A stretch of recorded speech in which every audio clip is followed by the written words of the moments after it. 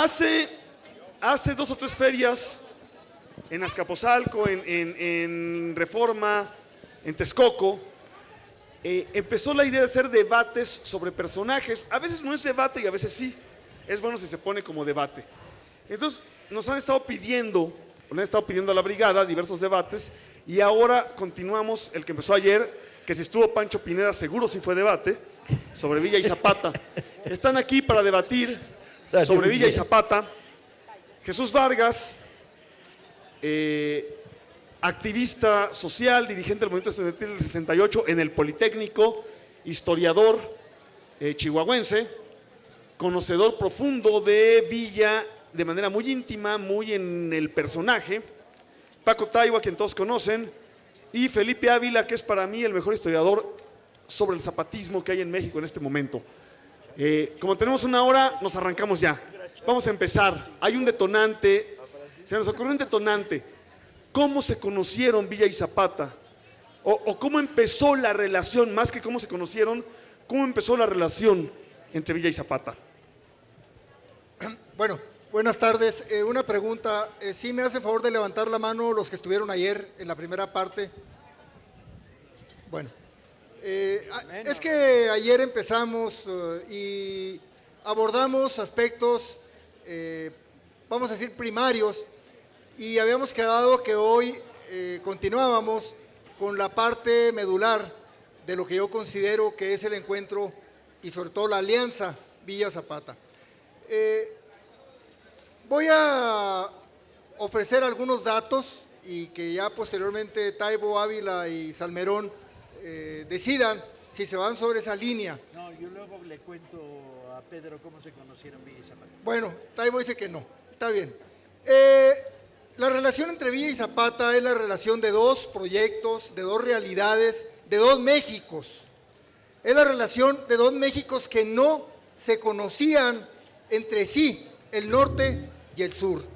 El agrarismo en el sur es una actividad tradicional muy arraigada, la siembra, el maíz, la parcela, el mancomún. Colega, si cuando tú estés tocando yo me pongo a echar una conferencia va a estar de la chingada.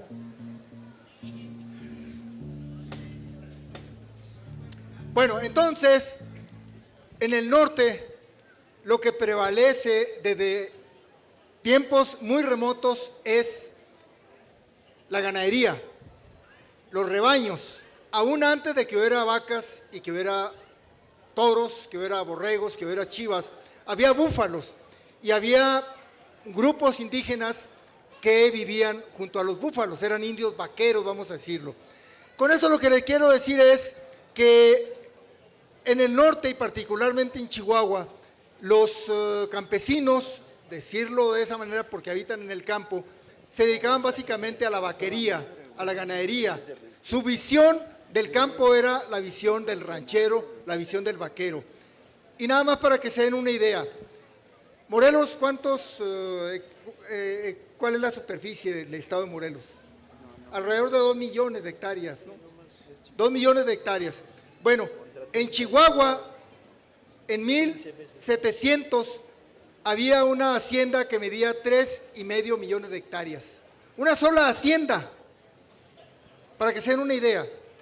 Y antes de la revolución, Chihuahua tenía 25 millones de hectáreas y aproximadamente 11 millones de hectáreas estaban en poder de las haciendas.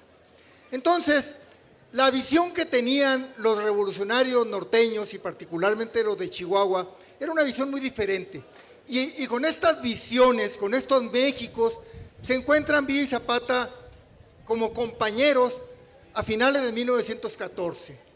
El desfile triunfal en la Ciudad de México después del Pacto de Xochimilco sella una relación que va a tener continuidad hasta la muerte de Zapata, que es el primero que asesina la contrarrevolución carrancista, obregonista, y después, 4 años más tarde, Villa va a correr la misma suerte que Zapata. Esto es lo que la historia nos ha dejado como saldo de una revolución que fue traicionada. Los 2 principales líderes, en el norte Zapata, perdón, en el norte Villa, en el sur Zapata, asesinados por los que después se asumieron como los gobiernos de la revolución.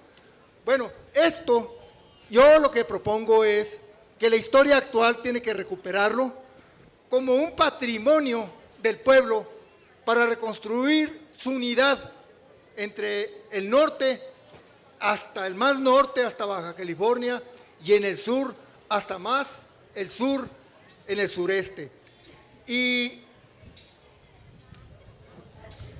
donde se concretiza con mayor fuerza la relación de Villa y Zapata es después de las grandes derrotas del Bajío del año de 1915. En el norte, los gringos invaden Chihuahua a principios de 1916 y en el sur, en toda la región del centro y particularmente en Morelos, Carranza lanza sus ejércitos contra Zapata. De esta manera, tanto Villa como Zapata son atacados, nada más que unos por los gringos y otros por los carrancistas. Si alcanzo a tener otra intervención, quiero leerles a ustedes una carta que le manda Villa a Zapata a principios de 1916, donde le explica cuál es la situación de México en ese momento. No es que haya sido la única carta que se han escrito, se escribieron muchas cartas, pero esta es una carta donde Villa invita a Zapata a unir sus ejércitos, a unir sus fuerzas para combatir a los Estados Unidos. Zapata llega a la Ciudad de México después de tomada por los zapatistas. Ya se rompió la convención. El problema para los mexicanos es que como nos enseñan la historia, y ustedes lo saben bien, al escribir esta historia breve de la revolución, lo primero que tuvieron que hacer fue ponerla en orden, porque se nos enseña como un conglomerado champurrado en el cual Madero, bueno, y luego, no, luego quién sabe qué, y Huerta en medio, y Huerta a qué hora salió, y de dónde salió, y por qué al final están a chingadazos villistas zapatistas contra Carranza. O sea, la secuencia de la revolución es clave, porque es la profundización del proceso. Empieza contra una batalla contra la dictadura, ¿sí? Esta batalla termina con la caída de la dictadura de Porfirio Díaz. Madero asciende a la presidencia. Viene un pinche golpe de estado militar culero que está reflejado en la Ciudadela y en la Decena Trágica. Madero asesinado. Un general traidor, ¿sí?, que es Victoriano Huerta, se hace con el poder a través de una maniobra siniestra. Y a partir de ese momento empieza lo que llamarías la tercera fase de la revolución, que es todos contra Huerta. ¿Y quiénes son todos? Pues son las milicias maderistas, ¿no?, que ahora tienen una profundidad mayor que la que tuvieron el maderismo. Zapata nunca ha dejado de estar en armas defendiendo el plan de Ayala. Y desde el norte, noreste y este van surgiendo las tres grandes divisiones que avanzan contra la dictadura de Huerta. Cae Huerta, después de la heroica batalla de Zacatecas y las mamadas de Obregón. Obregón, Pablo González, Pancho Villa, Zapata, la confluencia, Carranza, primer jefe. Hay una convención. En esta convención, la revolución tiene dos rutas, una radical y una conservadora. Carranza se abre como conservador. La guerra civil de nuevo, la cuarta revolución dentro de la revolución. Y en esta cuarta revolución, pues villistas y zapatistas contra el carrancismo. Estoy simplificando, pero para que se den una idea de más o menos cómo, ¿no? Y este último proceso de la revolución termina con la derrota por asesinato de Zapata y la rendición de Villa en el año 1920. Luego hay una especie de secuelas, un intento revolucionario en el 20 que es triunfante, el levantamiento de la Huerta, hasta que llegan incluso a la presidencia de Cárdenas, donde se produce el último movimiento armado, y de ahí se acaba el proceso. Pero véanla en orden, porque no la ven en orden, no entienden nada. Vean, Zapata y Villa no se conocen, y no se conocen porque el aislamiento de Morelos es canijo. Mientras que periodistas norteamericanos cruzan todos los días la frontera para entrevistar a Villa, a Morelos llega uno, ¿sí?, Y ni siquiera es periodista, es un pinche espía, embajador chafa de los gringos. El aislamiento de Morelos es cabrón. Entonces, la figura de Zapata es una figura encerrada en términos informativos, ¿sí? Villa no es la publicidad, es el debate, es las botanas, es las empresas cinematográficas que se acercan a ofrecerle dinero porque los deje filmar sus batallas. Bien, cuando por fin confluyen en la Ciudad de México con los carrancistas replegados que se refunden de Puebla hacia Veracruz y con unos núcleos en el noreste y en el occidente del país, tienen que verse Zapata y Villa, tienen que verse cara a cara, tienen que comparar sus proyectos, porque ya en la convención hubo acuerdos, pero eran acuerdos más o menos formales, hacía falta un acuerdo más profundo. Zapata llega a la Ciudad de México, los periodistas lo entrevistan. Mi general, ¿qué viene usted a hacer? No, pues nomás, pasando, porque Zapata es imposible para los periodistas. ¿Y qué va a hacer? Bueno, voy a ver al general Villa un día de estos. ¿Y dónde lo va a ver? No, pues por ahí nos veremos. Es la antítesis de una figura mediática. Y de repente se reúnen en Xochimilco. Tenemos la gran fortuna, los que hemos hecho historia de la revolución, de que la reunión de Xochimilco está tomada taquigráficamente por Roque González Garza, que sería después presidente de la República. Entonces, sabemos lo que se dijeron, excepto en un momento en que se van solos al cuarto de atrás y ahí a saber lo que se contaron. Incluso sabemos lo que se dijeron exactamente. Incluso sabemos que eran mal hablados los dos, porque Roque González Garza, que era un católico progresista y muy chingón, le ponía puntos suspensivos. Que se vayan a la CH, puntos suspensivos. Esos C, puntos suspensivos. Y la conversación es maravillosa, porque te refleja dos cosas. Primero, la ausencia de ambos, de voluntad de poder. Ninguno de los dos quiere ser presidente, dictador de México. Es más, lo dicen varias veces. Dicen, no, y hay una frase maravillosa, la frase de las banquetas, en la que Zapata le dice, no, a mí la Ciudad de México no me gusta, de que me trepo a las banquetas hasta me mareo, ¿no? Y que entonces, ¿qué hacemos? Pues buscamos a un licenciado honesto, lo ponemos de presidente y usted se va a desarrollar la revolución que tiene en la cabeza en el sur y yo me voy a armar la que tengo en la cabeza, que por cierto son dos modelos de revolución. La de Villa son las colonias militares, la de Zapata es el reparto agrario profundo y las cooperativas en las zonas industriales, ¿sí? Que no son contradictorias, y esto es lo que Jesús está intentando explicar desde ayer a todo el que lo quiera oír. No hay contradicción entre los modelos, son modelos que responden a situaciones regionales.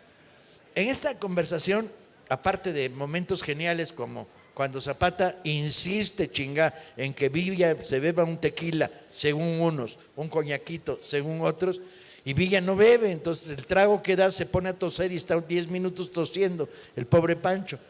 Aparte de ese anecdotario, etcétera, lo que hacen es trazar claramente que hay que romperle la madre al carrancismo, que el carrancismo es el enemigo, que es la contrarrevolución, que es la ausencia de un programa de justicia social. Y entonces coordinan los primeros pasos del proyecto y luego se produce el momento de la entrada triunfal de los ejércitos villazapatistas. La foto, compañeros, véanla 2 veces, consíganse una copia, cuélguenla en su casa. En la descubierta, Villa, Zapata, a la izquierda, a la derecha de Villa, con Fierro, con un caballo más brioso, a la izquierda, Aguirre Benavides, Urbina, Buelnita, el último. Y hasta adelante, 2 cornetas zapatistas. Fíjense el encuentro de estas fuerzas. Los villistas se pasaron todos los días que siguieron a esta expedición burlándose de los zapatistas. Pinches caballitos de mierda, valen pa' pura madre. Y los zapatistas burlándose de los villistas, diciendo, tu pinche caballo come más que tú y gasta más pienso que tú, en caballos norteños grandotes y resiste menos que el mío. Son 2 mundos que se encuentran. Y eso es el retrato de una revolución.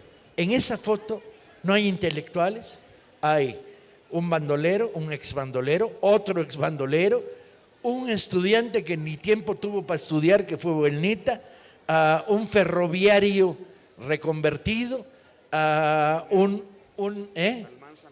minero. Son la presencia de lo popular en un proyecto revolucionario en el arranque del siglo XX. Felipe. Ataca por donde quieras, además. Tenemos solo 1 hora, compañeros, 7:30 terminamos, por lo que hay 3 conciertos hoy.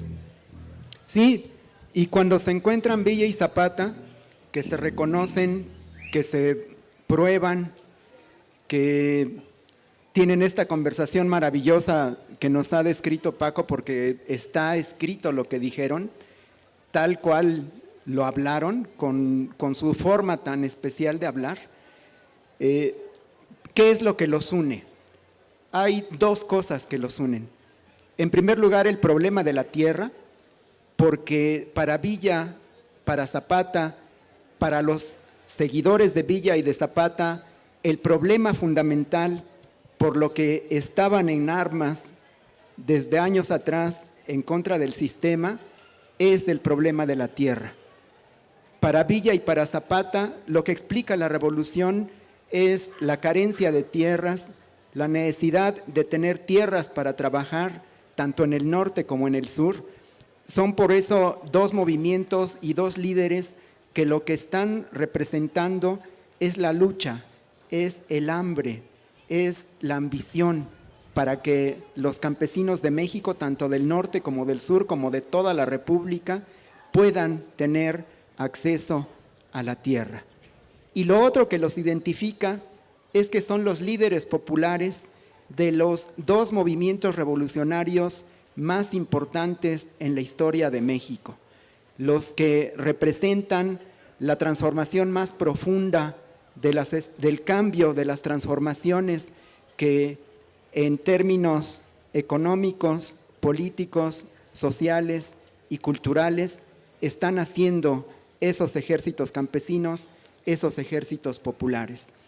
Cuando Villa y Zapata se encuentran en Xochimilco y 2 días después entran al frente de sus ejércitos a tomar la Ciudad de México, lo que está ocurriendo es esta unidad, este acercamiento, esta integración de la Revolución del Norte con la Revolución del Sur. Porque en esos momentos ellos ya transformaron sus regiones. En esos momentos Chihuahua y Durango ya cambiaron. Villa había sido gobernador en Chihuahua en diciembre de 1913, fue poco menos de un mes el gobernador militar de Chihuahua, y estoy seguro que en ese mes Villa ha sido el mejor gobernador en la historia de Chihuahua. Lo que cambió Chihuahua en esas semanas que estuvo Villa al frente de su gobierno es algo que todavía hoy seguimos recordando y sigue siendo un ejemplo de lo que significa un gobierno popular, un gobierno al servicio de los sectores humildes, un gobierno en donde los recursos del Estado se vuelcan para mejorar la situación de los sectores populares más pobres, de los más oprimidos, de los más marginados. Por eso es que los campesinos de México, la gente de Chihuahua, los sectores populares no olvidan a Villa, lo llevan adentro en el corazón. Y es lo mismo que está ocurriendo en Morelos. La revolución zapatista es quizá la transformación más importante que ha tenido lugar desde el punto de vista revolucionario en la historia de nuestro país. Los zapatistas consiguieron la tierra, expropiaron y expulsaron a los hacendados, tomaron en sus manos las haciendas, las pusieron a trabajar para servir a la revolución y llevaron a cabo el experimento de construir una sociedad en libertad como nunca antes se había hecho y como no se ha vuelto a hacer tampoco en la historia de México. Por eso es que Zapata sigue vivo en el corazón y en el alma de los campesinos mexicanos y también es un ejemplo de lucha para todos los sectores que hoy día siguen tratando de movilizarse para mejorar sus condiciones de vida. Esto es lo que explica la reunión en Xochimilco, el pacto de Xochimilco, en donde los revolucionarios del norte, encabezados por Villa, los revolucionarios del sur, encabezados por Zapata, trataron de unificar a la revolución, trataron de fundirla, de hacerla una sola y de ponerse de acuerdo para combatir de manera conjunta al enemigo constitucionalista. Esto es lo que estaba en juego en diciembre de 1914. Es decir, hay dos cosas anteriores al encuentro de Villa y Zapata que los acercan. La lucha por la tierra se traduce para ellos en 1914 como la idea precisa, clara, contundente de destruir el latifundio. Destruir el latifundio significa destruir el modelo económico sobre el que está basado la organización del país. Ni más ni menos, es una auténtica revolución social que implica la transformación profunda de las condiciones reales de vida de la mayoría de la población. Puede ser los historiadores de la derecha, los farsantes, los falsificadores, dicen que Zapata era un pinche indio ignorante que lo único que quería era regresar a la antigua comunidad tradicional agraria. Y lo más que llegan a hacer es leer el Plan de Ayala, y mal, y tramposamente. El Plan de Ayala es solamente el primer documento programático del zapatismo. El zapatismo va a ir evolucionando a lo largo de los 3 años o 4 años siguientes de manera cada vez más radical. Y si en el Plan de Ayala solamente se propone, el solamente es entre comillas porque es una gran transformación, si en el Plan de Ayala se propone nada más restituir a los pueblos las tierras que les habían usurpado y expropiar la tercera parte de los latifundios previa indemnización, para fines de 1914, tanto villistas como zapatistas están en la clara idea de la destrucción del latifundio total, completa y sin indemnización. Es decir, el zapatismo no es el Plan de Ayala, el Plan de Ayala es el punto de partida del zapatismo, ¿sí? Es el documento con el que los zapatistas empiezan su propia revolución y se distinguen de las otras corrientes, pero van mucho más allá del Plan de Ayala. Y lo que implica es eso, destruir el latifundio. Por un lado, los zapatistas lo están haciendo y por otro lado, el decreto que siempre menciono, que no me canso de insistir en señalar como el punto fundamental del inicio del gobierno revolucionario de Villa en Chihuahua, es la confiscación de los bienes de los enemigos de la revolución, es decir, la destrucción inmediata, en un día, del latifundio. La otra cosa que los unifica es la lucha por la democracia.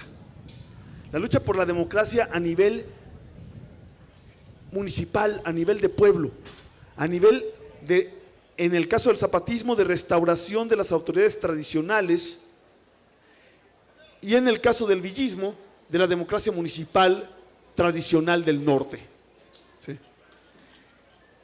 Estos dos puntos centrales que aparecen permanentemente en la documentación zapatista y villista, aparecen también de manera sesgada porque está claro para ellos en esta famosa conversación en Xochimilco. Y lo otro que hacen en el encuentro privado que tienen, después del encuentro público, que ya nos contó Paco, este encuentro público en el que todas las palabras y todo lo que hacen está reseñado por Roque González Garza, se retiran en privado con un solo testigo que nunca habló tampoco, Manuel Palafox. ¿Sí? Y ahí Villa, Zapata, en presencia de Palafox, lo que hacen es diseñar la campaña militar para hacer lo que acaban de decir, lo que acaba de decir Paco, ¿sí? La destrucción militar del carrancismo. Ahí diseñan la campaña. Generalmente los historiadores la mayor parte de los historiadores creyeron o creímos durante muchas décadas que Villa y Zapata no querían tomar el poder. En efecto, no lo querían para ellos, pero sí lo querían para su grupo, sí lo querían para destruir el latifundio y para construir un país nuevo. Y para eso diseñan la manera de derrotar a un enemigo mucho más poderoso en ese momento de lo que nos han contado hasta ahorita, tal como creo que demuestro de manera documentada en mi libro de 1915.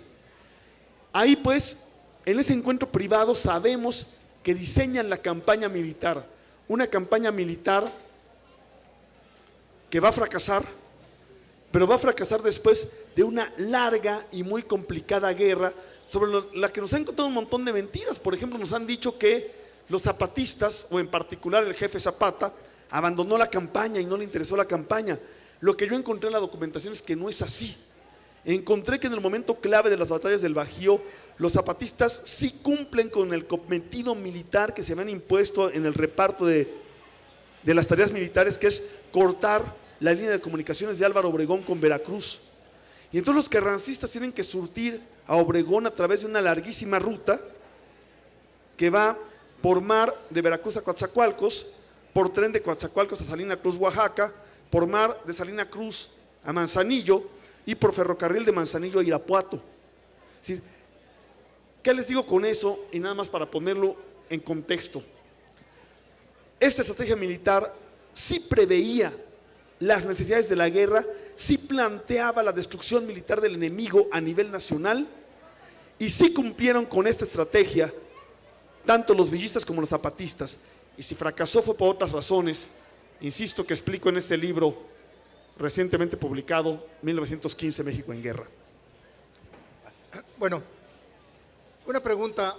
¿Quiénes saben por qué se enfrentan Villa y Zapata contra Carranza? Levanten la mano, por favor. ¿Quiénes saben qué? ¿Quiénes saben en qué momento y por qué se enfrentan Villa y Zapata contra Carranza?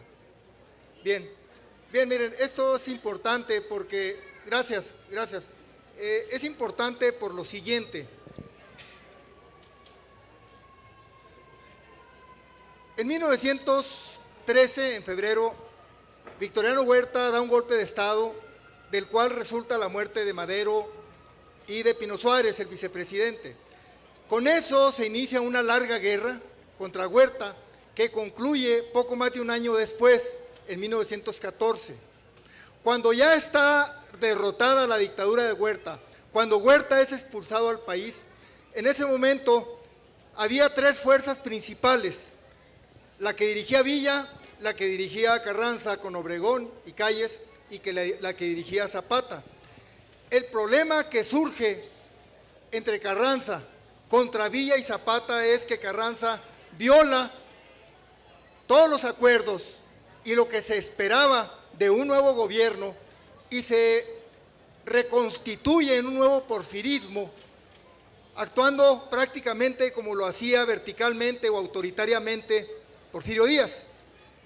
Esto va conduciendo a la vuelta de unas semanas a un enfrentamiento militar en el cual Villa y Zapata luchan contra Carranza. Se inicia pues otra parte de la guerra, ahora Villa y Zapata contra Carranza.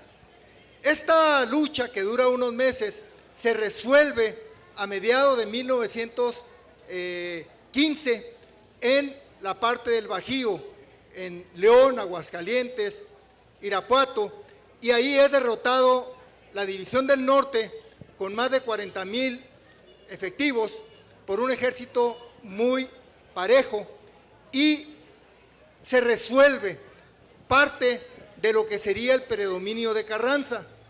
Hasta ahora se da por hecho, por la mayor parte de los autores, que después de las derrotas de Aguascalientes, León, Villa queda ya derrotado. No es así.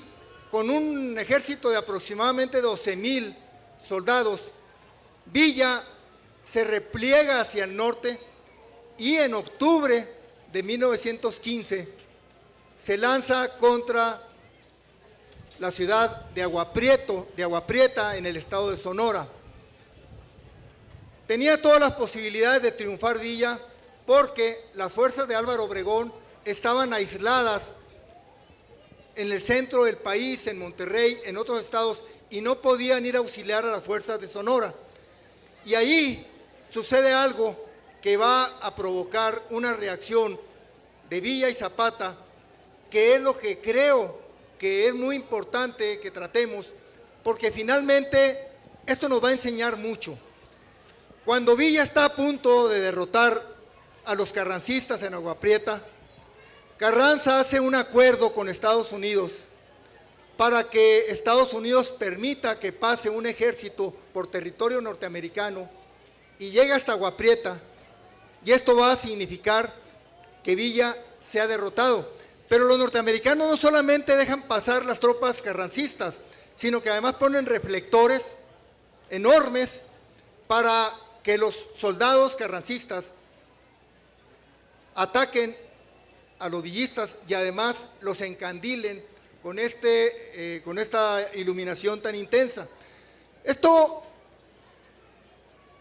se junta con otra cuestión que es muy importante, que Carranza es reconocido por el gobierno norteamericano y Villa recibe informes de cuáles fueron los acuerdos que firmó Carranza para que se reconociera su gobierno por los norteamericanos. Estamos hablando de octubre de 1915. Villa estaba convencido de que Carranza había vendido el país. Y en ese momento, a finales de 1915, principios de 1916, Villa es cuando le escribe una carta a Zapata. Voy a leer una parte nada más, porque es larga, unos cuantos párrafos, porque aquí se explica algo que yo creo que debemos de tratar en los minutos que quedan, o alguien lo debe tratar en los minutos que quedan de esta tertulia.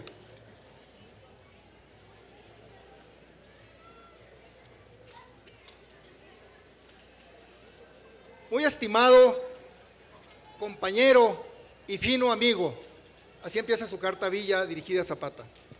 Como anuncié a usted en varias cartas que tuve el gusto de dirigirle a de Aguascalientes, Torreón y otros puntos, el nuevo plan de campaña que en aquella época decidimos desarrollar los generales del Ejército del Norte consistía en reconcentrar todas las fuerzas de mi mando al estado de Chihuahua para invadir inmediatamente el estado de Sonora. ¿Qué es lo que ya les comenté? El ataque a Agua Prieta.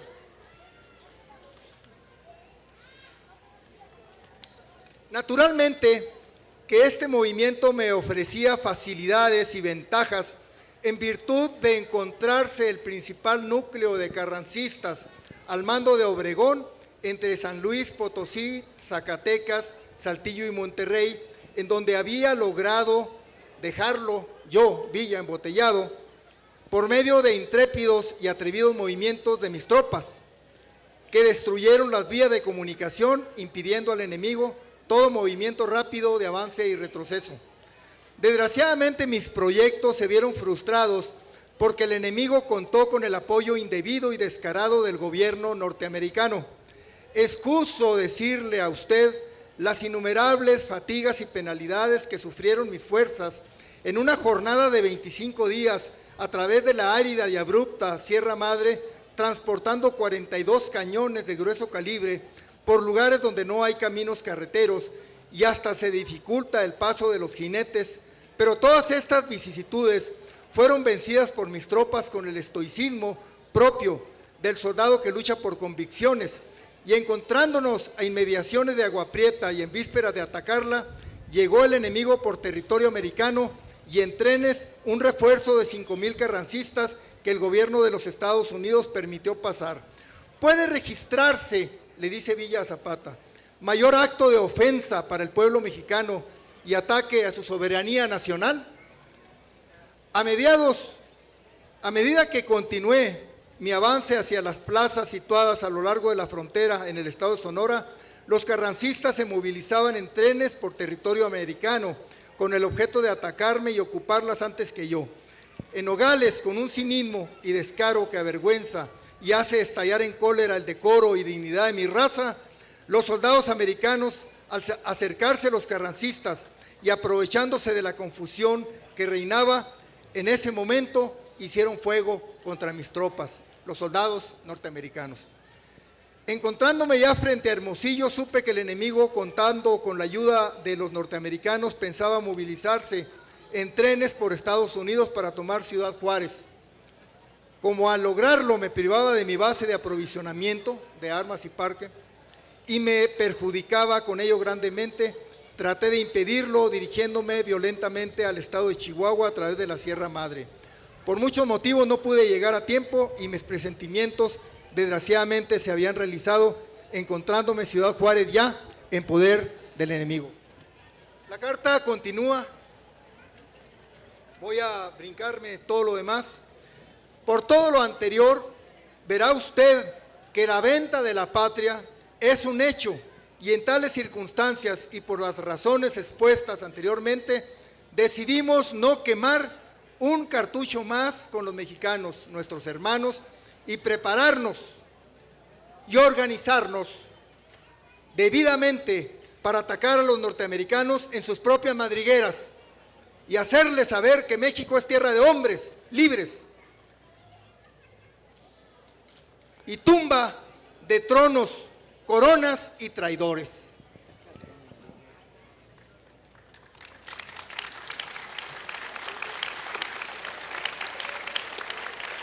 30 segundos para sacar tu conclusión, güey. Como usted es mexicano honrado y patriota, ejemplo y orgullo de nuestro pueblo, y corre por sus venas sangre india como la nuestra, estoy seguro de que jamás permitirá que nuestro suelo sea vendido y también se aprestará a la defensa de la patria. Pasaron 4 meses después de esta carta, 3 meses, y el 9 de marzo de 1916, 480 soldados villistas atacaron una población de Estados Unidos, Columbus. Este mes se cumplió 100 años, un mes de aquel ataque. La mayor parte de los historiadores han tratado de minimizar esta acción de los villistas, pero en realidad fue una declaración de guerra de Villa contra los Estados Unidos, ateniéndose a todas las consecuencias que esto iba a significar. ¿Por qué? Porque desde entonces los norteamericanos, contando con todo el acuerdo del gobierno de Carranza, aprovecharon para imponerle a nuestro país todos los acuerdos que dañan nuestra soberanía y que perjudican el desarrollo de nuestra patria. Durante 100 años se ha seguido la misma política y así como en 1916 los norteamericanos apoyaron a Carranza para derrotar al Ejército Popular de Villa y Zapata, así seguimos en el 2016 bajo las mismas condiciones de predominio de la política norteamericana en perjuicio de México. Gracias.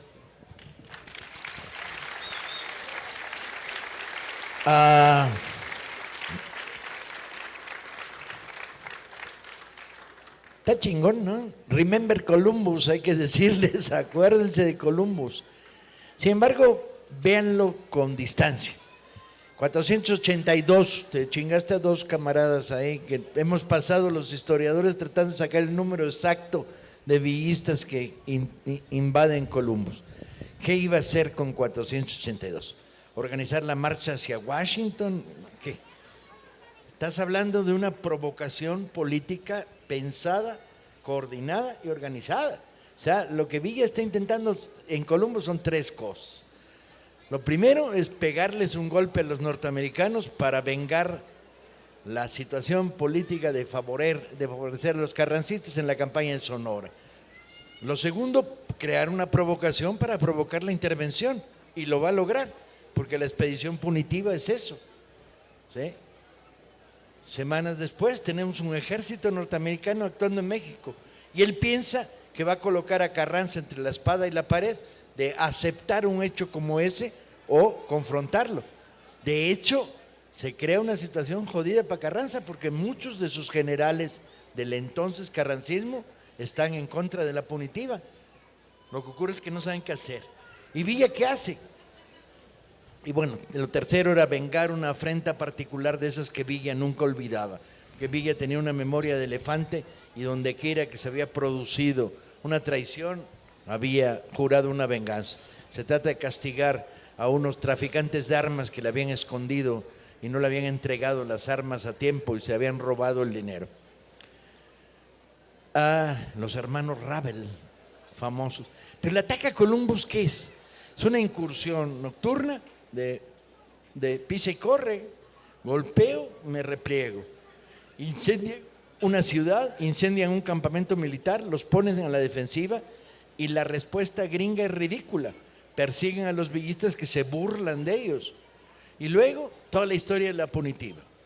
Villa ordena, como había hecho ya y como volvería a ser, una mecánica de dispersión-concentración. La va a usar en los siguientes 3 años de guerra de guerrillas. O sea, porque piensen de repente que ahí no acaba la historia, que Villa continúa en armas hasta 1920, ¿sí? Y que Zapata está en armas hasta el momento de su muerte. O sea, no ha terminado. Y que Villa llega a levantar ejércitos entre 17 y 19 de 5,000 hombres, 6,000 hombres en los ataques a Chihuahua, a partir de una estrategia de guerra de guerrillas, ¿sí? El medir Columbus y medir la actitud de Villa tiene un peso histórico, hay que estudiarlo, ver qué pasó ahí, por qué pasó, qué significado puede tener. Pero tiene un peso simbólico encanijado. Piensen que durante 2 siglos los norteamericanos invadieron decenas, centenares de veces lugares de América Latina impunemente. De hecho, México ya había sufrido 2 invasiones y esta sería la tercera, más la guerra de Texas, ¿sí? Haití 7, Guatemala 4, Nicaragua a contar las decenas. Y es la primera vez que una fuerza armada latinoamericana invade territorio norteamericano. El valor simbólico de esta historia es enorme. Aunque su efecto práctico no le sale bien la jugada a Villa, Carranza negocia con los gringos, ¿sí? Y no hay una respuesta masiva social a lo largo del país para echar. Al fin y al cabo la punitiva cae en el ridículo, se dedican a perseguir a Villa, los éxitos de la punitiva son pequeñitos, un compañero ahí detenido, un combatillo, 4 atrapados y fusilados, 8 juzgados, nada. Tan es así que en cuanto se retira la punitiva, Villa reconstruye el ejército guerrillero en días y ya no digamos en semanas. Pero quizá la parte más significativa de todo esto es la formulación del plan de Río Florido, que a mí me gusta mucho porque como las locuras de Villa, atacar los Estados Unidos con 480 hombres, ¿sí? Estás grueso, güey, ¿no? En Río Florido escribe un plan que si lo lees hoy te va a dejar fascinado, porque hay algunas cosas en el plan de Río Florido que tienen otra vez contenidos simbólicos, como por ejemplo la propuesta de la zanja, ¿sí? En el plan de Río Florido Villa dice: vamos a hacer una zanja en la frontera de no sé cuántos metros de profundidad y no sé cuántos metros de ancho para que los gringos nunca vengan. Está chingón. O sea, si uno ve la historia de México en perspectiva, los que construyeron la zanja luego fueron ellos, ¿sí? Muros certificados. El pinche Berlín en la frontera mexicano-norteamericana, ¿sí?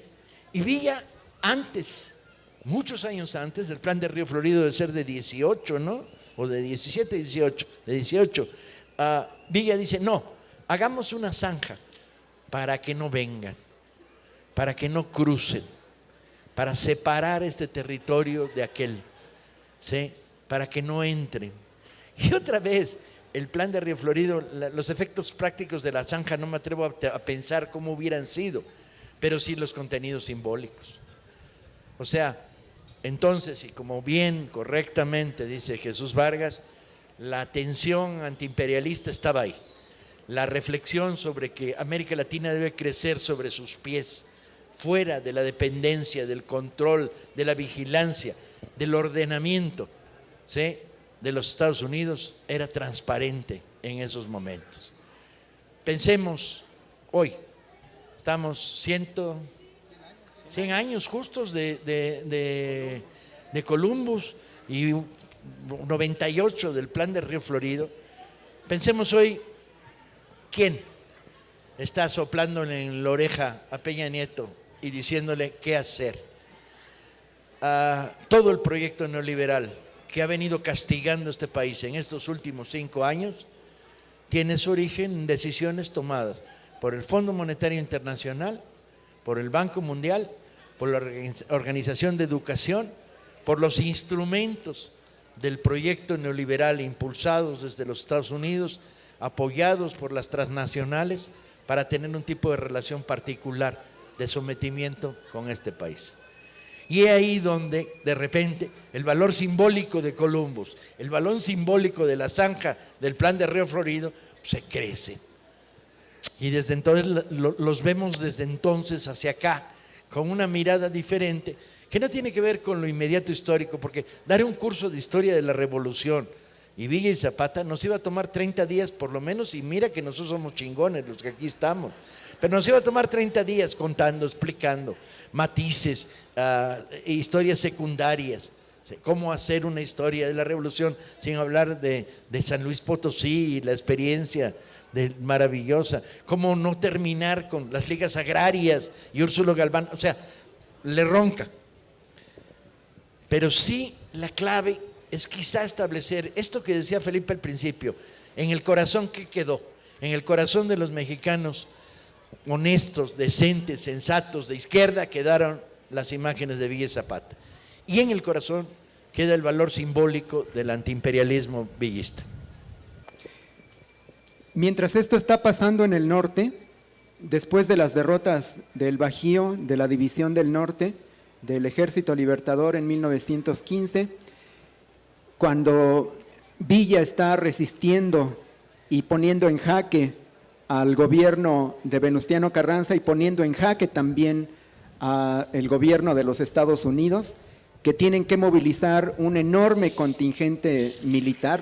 125,000 hombres armados se despliegan por la frontera con México tratando de acabar con Francisco Villa de manera inútil porque no lo lograron. ¿Qué está haciendo Zapata? ¿Qué están haciendo los zapatistas en Morelos en esos meses?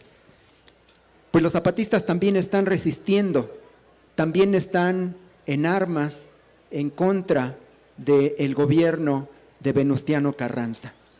En estos meses, en 1915, en 1916, los zapatistas se repliegan en Morelos, se atrincheran, defienden a las comunidades, resisten una brutal ofensiva militar del constitucionalismo, una ofensiva que en muchos sentidos es más sanguinaria, más despiadada que la que habían empleado contra ellos los federales porfiristas, los federales huertistas. Una de las mayores masacres en contra de la población civil morelense, zapatista, es la que llevan a cabo los militares constitucionalistas, que se han dado cuenta, al igual que se había dado cuenta antes Porfirio Díaz y Victoriano Huerta, de que para acabar con el zapatismo hay que asesinarlos. No hay manera de acabar con los zapatistas si no es matándolos. Y eso es lo que se dedican a hacer los constitucionalistas en 1915, 1916, 1917, 1918, hasta el 10 de abril de 1919, en que finalmente el jefe Zapata es asesinado a traición. Pero de todas maneras, los zapatistas resisten. No solamente combaten militarmente contra el constitucionalismo, no solamente defienden a las comunidades, no solamente siguen haciendo su pequeña revolución, que es una gran revolución, pero confinada a un espacio geográfico muy reducido. Al mismo tiempo que están haciendo eso, también están formulando un programa de gobierno, un programa para el pueblo de México, un programa para los campesinos, un programa para los obreros. Esto lo expresan en el programa de reformas políticas y sociales de la Soberana Convención, que es quizá el documento programático, político e ideológico fundamental para entender qué representaba la revolución de Villa y de Zapata. Es un documento extraordinario, conciso, de unas cuantas decenas de artículos en donde están reflejados los puntos de vista del campesinado revolucionario, de los obreros revolucionarios, de los sectores populares, y en donde está expresada una propuesta de gobierno popular, de gobierno revolucionario. En este programa, los delegados zapatistas y villistas, para resolver el problema agrario, tomaron como punto de partida el Plan de Ayala, que es una propuesta de solución a los problemas agrarios mucho más radical, mucho más completa que el artículo 27 de la Constitución de Querétaro que aprobaron los constitucionalistas. En los artículos obreros, las propuestas de la Convención Villista y Zapatista también es mucho más radical que el artículo 123 de nuestra Constitución, porque ahí lo que se plasma no solamente es el reconocimiento a los sindicatos, a las organizaciones obreras, a la jornada mínima de trabajo, al salario mínimo, a indemnización por los accidentes laborales, sino que también se recogen algunas de las más sentidas tradiciones de lucha y de organización del proletariado mexicano, al reconocer también como una propuesta que se tiene que respetar el derecho al boicot y al sabotaje, que son formas de lucha de la clase obrera mexicana e internacional desde el siglo XIX. Y proponen también cosas muy interesantes, proponen adoptar el parlamentarismo como forma de gobierno, que en vez de tener un presidente de la República todopoderoso, quien gobierne realmente sea el parlamento elegido directamente por el pueblo de México. Proponen suprimir al Senado y proponen una serie de cosas que son muy novedosas y muy actuales, porque proponen quitar a los funcionarios públicos que no sirven, proponen la revocación del mandato, que cuando un funcionario, cuando un diputado, cuando un secretario de Estado, cuando un gobernador o un presidente de la República no funcionen, que se les quite y que se elijan a otros. Y proponen también de manera muy interesante y novedosa tratar de que exista equidad de género, que se resuelva el problema de la marginación, de la opresión, de las condiciones de inferioridad en que viven las mujeres de la época. Por eso es que es tan importante este programa de la convención. Termino yo muy rápidamente. La derrota de Villa y Zapata, la derrota de la Revolución Popular, implica la construcción del país que vivimos en el siglo XX.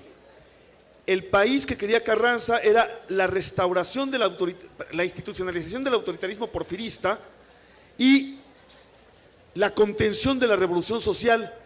Sin embargo, los radicales carrancistas tuvieron que aceptar algunas reformas y dar algunas concesiones a las masas. Si el país no fue igual que el del porfiriato. También yo creo que, y tenemos que discutirlo con Jesús Vargas, que al menos de Carranza a Lázaro Cárdenas, los presidentes trataron de contener los intereses norteamericanos en México. A partir de Miguel Alemán empezó el entreguismo de plano. Pero al menos de Carranza a Cárdenas, la revolución significa un intento de contención de los intereses gringos. Ahora bien, yo quería terminar con otra cosa. ¿Qué significa recordar a Villa y Zapata hoy?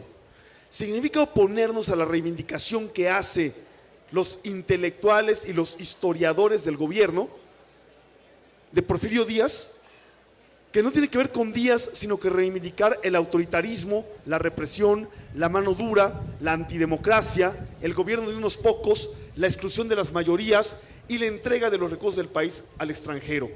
Frente a esta pretensión neoporfirista, nosotros tratamos de presentar nuestra pretensión villista y zapatista, es decir, la organización del pueblo, la capacidad del pueblo para discutir sus problemas y presentar soluciones a ellos, como acaba de explicar Felipe, ¿sí? La capacidad del pueblo de hacer su historia y de solucionar sus problemas. Por eso queremos a Pancho Villa y a Emiliano Zapata. Por eso los reivindicamos. ¡Viva Villa y viva Zapata!